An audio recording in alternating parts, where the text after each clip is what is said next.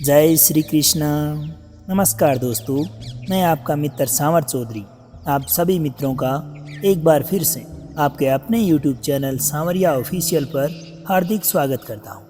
श्रीमद् भगवत गीता जी के बारे में तो आप लोग जानते ही होंगे।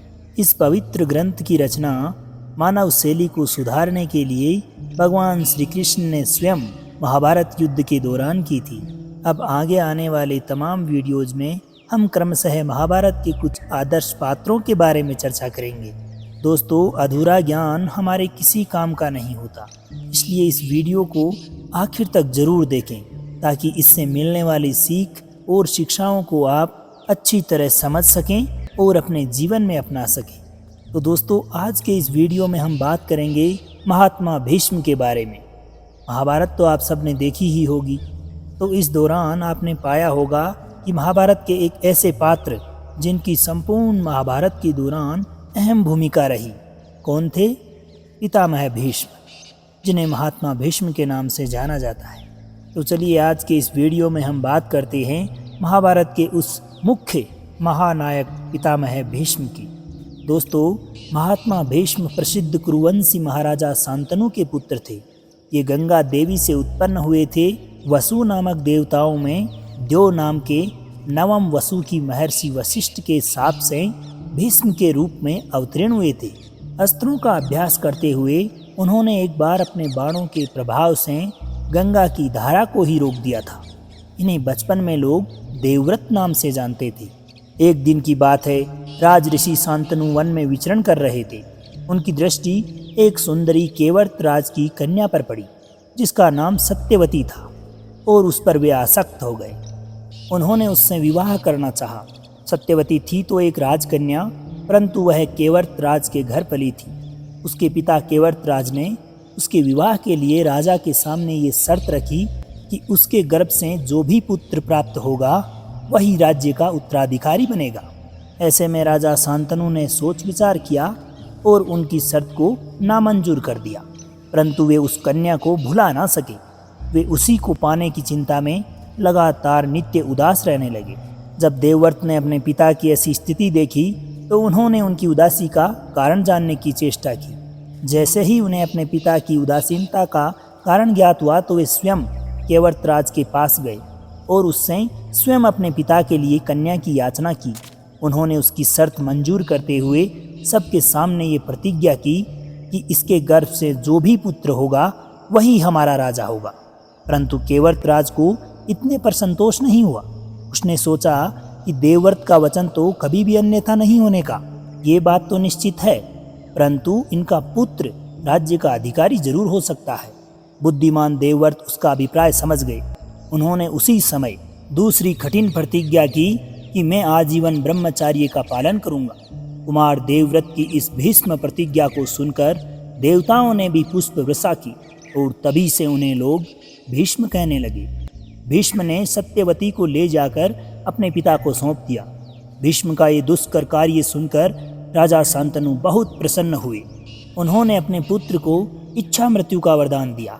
तो दोस्तों, इस प्रकार महात्मा भीष्म ने जीवन के प्रारंभ से ही पिता की इच्छा पूर्ण करने के लिए संसार के सामने एक अलौकिक त्याग का आदर्श स्थापित किया।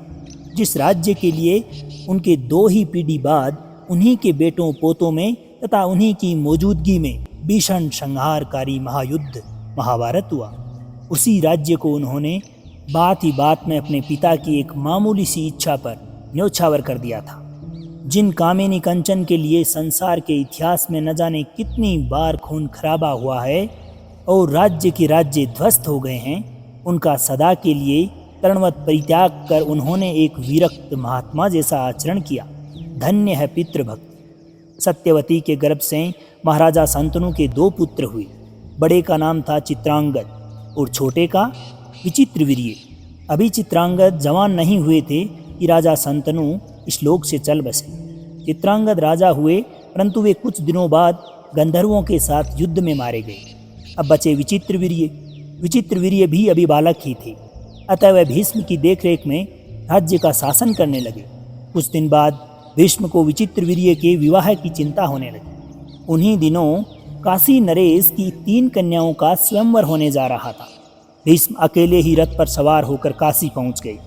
इन्होंने अपने भाई के लिए बलपूर्वक कन्याओं को हरकर अपने रथ पर बिठा लिया और उन्हें हस्तिनापुर ले आए। अब ऐसा करने पर स्वयंवर के लिए एकत्र हुए सभी राजाओं ने भीष्म पर आक्रमण कर दिया, परंतु उनकी एक न चली।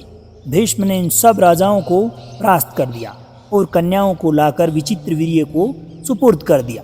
उस समय संसार को इनके अलौकिक पराक्रम और अस्त्र कौशल का प्रथम बार परिचय मिला था। अब भीष्म काशीराज की जिन 3 कन्याओं को हरकर लाए थे, उनमें से सबसे बड़ी कन्या अम्बा मन ही मन राजा साल्व को वर चुकी थी।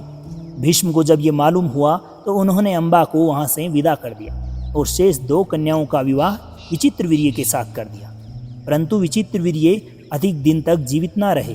विवाह के कुछ ही समय बाद वे क्षय रोग से शिकार होकर इस संसार से चल बसे। उन्होंने कोई संतान को जन्म नहीं दिया। फलतः कुरुवंश के उच्छेद का प्रसंग उपस्थित हो गया।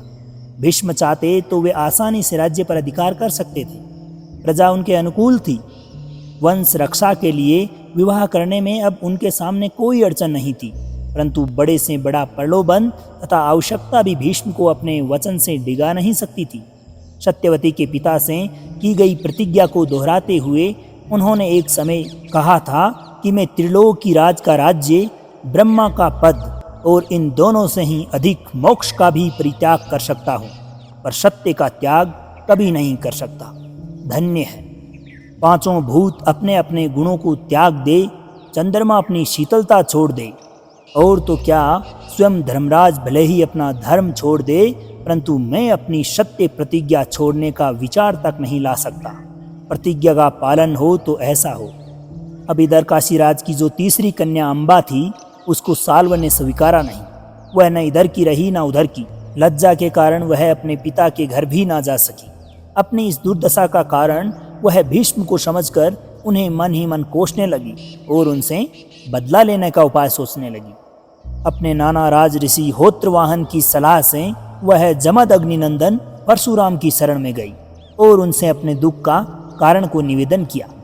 अब भीष्म ने परशुराम से ही अस्त्र विद्या सीखी थी। उन्होंने भीष्म को कुरुक्षेत्र में बुलाकर कहा कि हे भीष्म, इस कन्या का तुमने बलपूर्वक स्पर्श करके इसे दूषित कर दिया है, इसलिए साल्व ने इसे स्वीकारा नहीं। अतः अब तुम्हें ही इसका विधि पूर्वक पाणी ग्रहण करना होगा। भीष्म ने उनकी बात स्वीकार नहीं की। उन्होंने कहा कि इस कन्या ने मुझसे कहा था कि मैं साल्व की हो चुकी हूँ। ऐसी हालत में मैं इसे कैसे रख सकता था? जिसका दूसरे परपुरुष से प्रेम हो, उसे कोई धार्मिक पुरुष कैसे रख सकता है? अब तो परशुराम आग बबूला हो गई। उन्होंने कहा कि हे भीष्म, तुम जानते नहीं कि मैंने 21 बार इस पृथ्वी को क्षत्रियों से हीन कर दिया था। भीष्म ने कहा, गुरुदेव, उस समय भीष्म पैदा नहीं हुए थे। यह सुनकर उन्होंने भीष्म को युद्ध के लिए ललकारा। भीष्म ने उनकी चुनौती को स्वीकार कर लिया। फिर तो गुरु शिष्य में ऐसा भयंकर युद्ध छिड़ गया।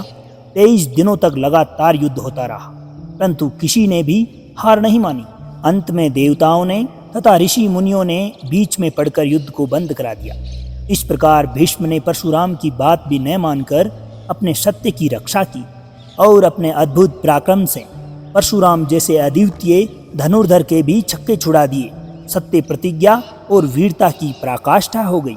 अब दोस्तों, महाभारत युद्ध के दौरान कौरव पक्ष के सर्वश्रेष्ठ योद्धा अगर कोई हुए तो वे थे पितामह भीष्म।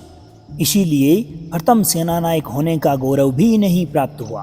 पांडव और कौरव दोनों के पितामह होने के नाते इनका दोनों से ही समान प्रेम और सहानुभूति थी तथा दोनों का ही समान रूप से हित चाहते थे।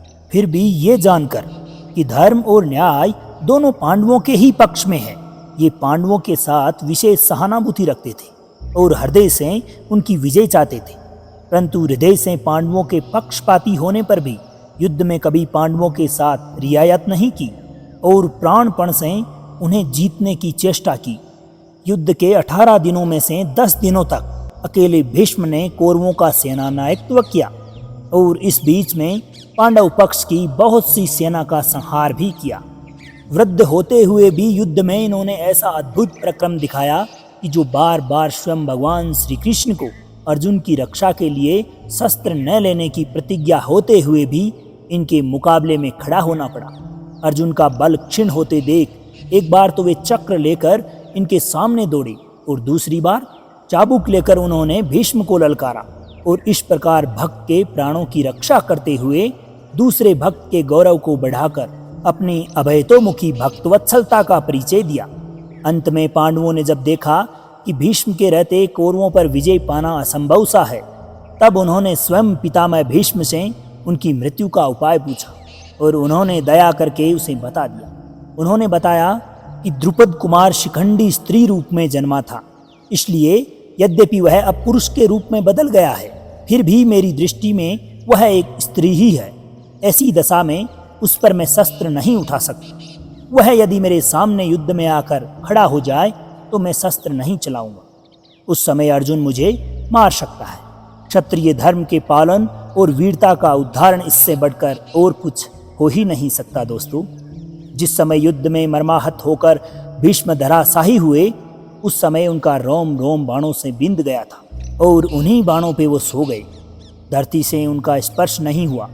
उस समय सूर्य दक्षिणायन में थे।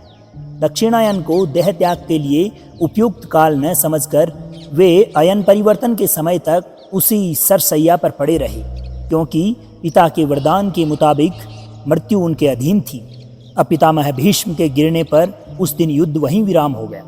कौरव तथा पांडव वीर भीष्म जी को घेर कर उनके चारों तरफ खड़े हो गए। भीष्म जी का सारा शरीर बाणों पर तुला हुआ था, केवल उनका सिर नीचे लटक रहा था। उसके लिए उन्होंने कोई सहारा मांगा।